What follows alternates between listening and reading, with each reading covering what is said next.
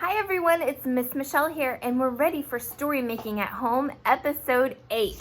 So let's get ready for our mini lesson and imagine possibilities together. Now yesterday we learned new ways to make stories. We had another strategy now that not only when we don't we're stuck and we don't come up with an idea and we're like, I don't know what I'm gonna make today. Even when I'm playing for a little bit with the materials, I now can go to our poster that says I can make favorite places that we know a lot about. And then yesterday we learned and added that we can make favorite people, pets, characters, and creatures. And that's right, I said that word, right? Characters was our vocabulary word that we learned yesterday. And characters means it's the people, it's the animals, and it's the creatures in stories. And you know what? It can even be everyday things, because I've seen books where crayons and markers talk, and that is a character as well. So now that I know that, and I made a character yesterday, we're gonna learn a new way to make our stories and ideas even better. And that is, today we will learn to tell a story by using mentor text to discover ways to start. Did you know that writers call that a lead? Powerful lead. That's the first few words that come out of your mouth or the first sentence on the page. And it really needs to be strong and powerful because you want to grab your reader's attention so they want to find out more about what you have to say or what you're writing about, okay? So what I thought we could do is really look into some mentor texts, books that we have in our home that will guide us and give us more strategies of what we can do. So I've brought some with me today. This book I found in our home library, it's called Whispering Rabbit. Now for lead, I'm just gonna look at the first page and the first sentence or two to see if I can get an idea or strategy. So this one says, once there was a sleepy rabbit who began to yawn. Oh, wow. Oh, and look at that picture matching. You see that he has his mouth open and he looks so sleepy, doesn't he? So I have a character, which is a rabbit, and I know that he's sleepy. Let me look at another book, see if I can get what they're trying to do here. This is from a book called The Color Monster. And the first page here says, this is the color monster. Today he woke up feeling confused and he doesn't know why. Well, there is another character and another feeling. I'm starting to see a pattern here. Let me try one more book here to see if we can really uncover this powerful strategy. This one says, this is from Use Your Imagination. This one says, one day, Rabbit was feeling bored. You know what? I have discovered a pattern from these three mentor texts. Now, the first thing that I notice is that all three of these books are introducing their character, aren't they? It says Rabbit in one book, Sleepy Rabbit in another book, and the other one says, this is the color monster. So all three books were telling you who the character was. So that's what I'm going to put as our first tip of the day is introduce your character, okay? You could just tell me, like I made a chameleon yesterday. You could say, this is my chameleon, or you can give it a name just like the color monster has a name, okay? So introduce your character. That is our first tip of the day. Now, the next thing that I noticed that most of those authors did, all three of those authors did, is then they went on and they told us how the character was feeling, right? This rabbit was feeling bored. Color monster was feeling confused. And do you remember at the very beginning, you can look at the facial expressions of that one? That's right. That character was feeling sleepy. So I want us to try to describe a feeling. Describe how the character is feeling, okay? Now, while I'm writing that down, I want you to tell me some of the feelings that you know. Okay, we have happy or joyful. Okay, I'm gonna do a smiley face. What is another? Surprised. Ooh, the could be like, oh, angry. Yeah, that's our characters can be angry. So all those different feeling words that you know, you can use that knowledge to really start out a powerful story.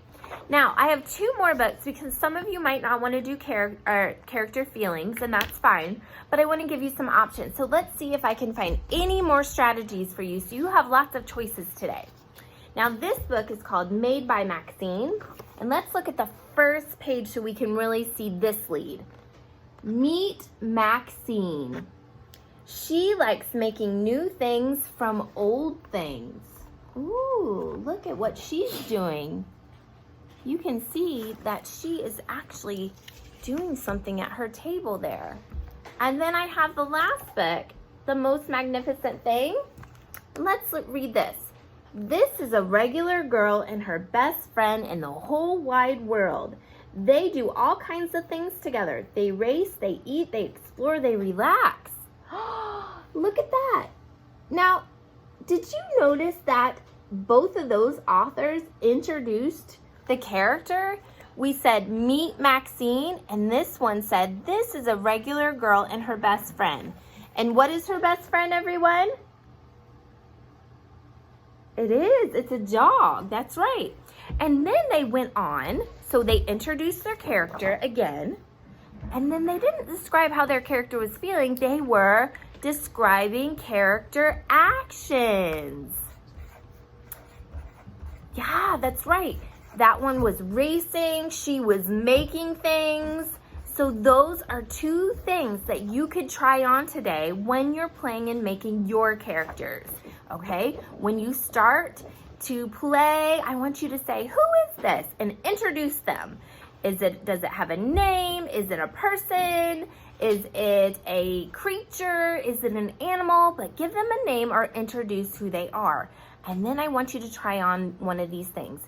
Is your character feeling something or is your character doing something? And then add those details. So I could say, meet Camo. He is my chameleon. And then I can say, today he was feeling very excited to explore his forest. Now I can pause right there and say, I can't tell that my character is excited, right? Remember when we were looking at this sleepy rabbit? We could tell he was sleepy. So I might want to go back and add some details and add some facial expressions, or I can completely change my character and do actions and feelings. It is up to you, all right? So everyone, let's get ready to play and make. So if you need to go around your house and collect some more paper materials, please feel free to do that. Shop, have fun, tinker, and let's see what characters you make today and how you're going to make your stories and ideas even better by starting out with powerful leads. Press pause, and I'll see you in Play and Make. Press play because now we're right in the middle. We're gathering our materials for playing and making. And so I want to share with you some of our thinking that we're going through right now. Now, I know that we're going to play and tinker with different ways to start our story, the powerful lead. But look what I found. I found a gift bag and I've already cut it because I started noticing the shapes of this gift bag kind of reminded me of scales. And then when I cut it, I'm going to show you what's happening here. When I cut the gift bag and the handle, look, it started to look like a snake. And this is his tongue, the handle. So I think that's the character that I'm making today. I don't know his name yet, but I'm going to keep looking at that. But as I am cutting pieces of paint chips and tissue paper, I'm starting to imagine and think about what he likes to do. And I think he likes to hide. So I'm already doing some work with that. Okay, Cole, what are you making today? A creature. What kind of creature? A joctopus. Joctopus. And I think your snake, his name could be Slither. Slither? I like that idea. See, that's what we need to do as story makers is ask each other for advice and help each other. And Kai, what are you doing today? What do you think you're going to be making, buddy? Octopus. An octopus. And did you cut all of his legs? Yeah. Yeah, so he's starting to cut and draw and color his. So we're already imagining our characters. So Go ahead and spend lots of time exploring your paper materials.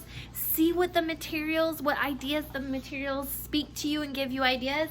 And then try to imagine who your character is, what your character feels, or what characters like to do, like his character actions, okay? So go ahead and press pause, and we'll see you for sharing. Press play, because now it's time to share. That's right, it's the time on our day that we're going to do a maker talk.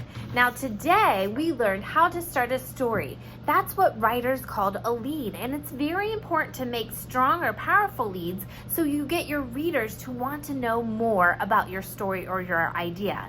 We learned from all of our mentor texts that we can introduce our character, and we can say things like meet and then tell us the name, or this is, are just some examples. And then we had some choices that the authors were doing, right?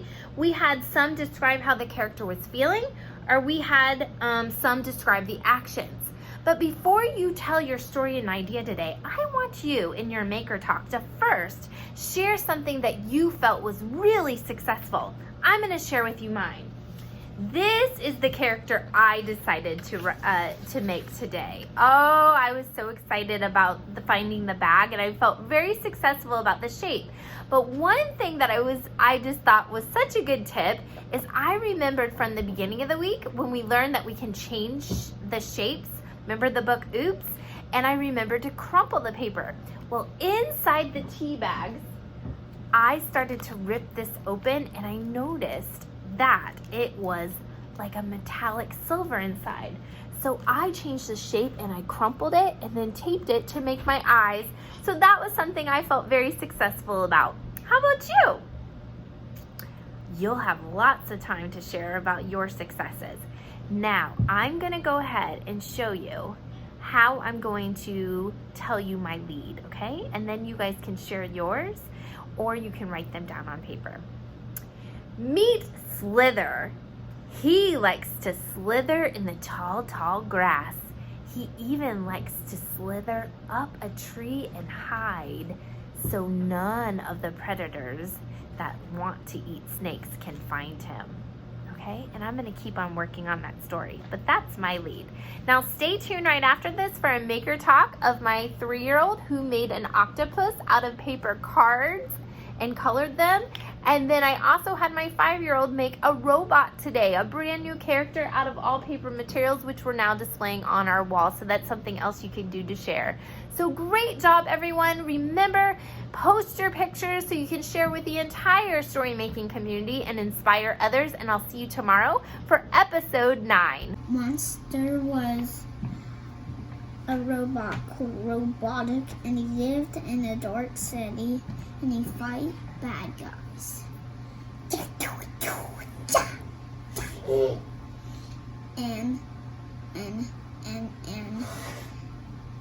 And some bad guys got caught in the net that he had, which is his arm.